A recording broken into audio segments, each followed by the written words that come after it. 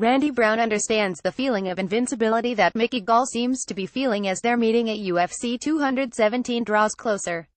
He's just hoping that the cocksure world beater, the unbeaten 25-year-old New Jersey native, is projecting on social media is the same guy that shows up Saturday night at Madison Square Garden, for both his sake and Gall's as well. He's 40, not to mention 30 on the biggest stage in the world, so he's feeling himself, laughed Brown, whose showdown with Gall serves as one of 4 televised preliminary card fights this weekend.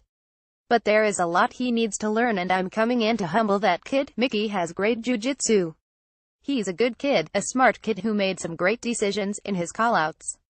It's just that he's 40 and the things that he says, for me, I hope that he believes it, because the things that he's saying, it's just outlandish, and I'm like, my man, you haven't done anything. You've fought actors and little pretty boys and amateurs, reporters.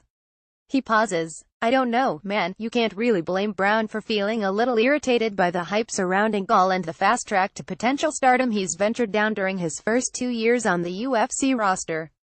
Plucked from the same episode of Dana White's Lookin' for a Fight series as Brown was in November 2015, Gall celebrated a victory in his professional debut by calling out former WWE superstar CM Punk, while a couple nights later, Brown successfully defended his Ring of Combat welterweight title with first-round knockout victory over Robert Plotkin.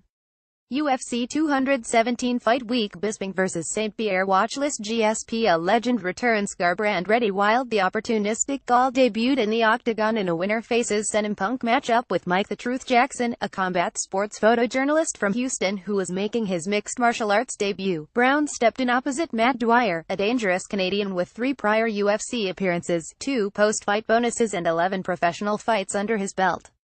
Both earned victories in their maiden voyages into the octagon, and, since then, Gall has gone on to submit Punk in the first fighter to emerge from the UFC President's Show, Sage Northcutt.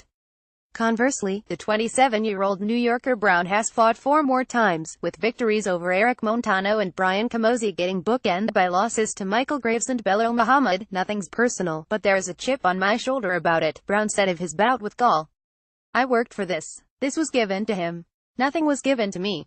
I was discovered on the same episode as him. Nothing was given to me.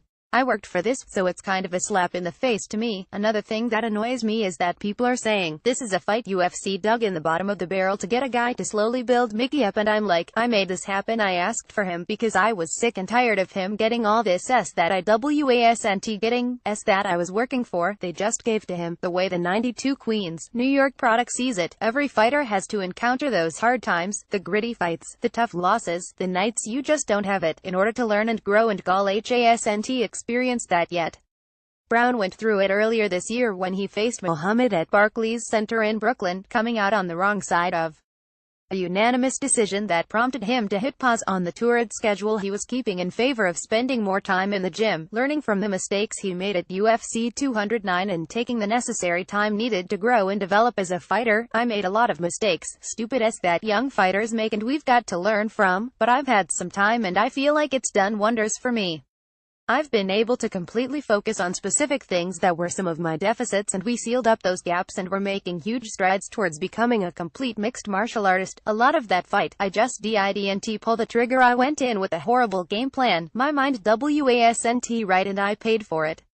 We've made the adjustments now, and my opponent that I'm fighting now, that's something that he doesn't know and that he hasn't faced yet. And not only is Brown more than happy to be the one to teach Gall those lessons this weekend, he has a warning for his confident, unbeaten opponent as well. Mickey Gall has a bright future and I'm gonna be a huge part in his story, he said. This is going to be the part where I'm gonna change his life. I've had that moment where fights have changed my life and made me make adjustments and reassess the whole thing, and I'm that guy for Mickey Gall right now. I just hope that the guy that you've talked yourself up to be, I hope that's the guy that shows up, because that's the guy I've prepared for and that's who I'm prepared to face, and if that's not who you are, you're gonna get hurt.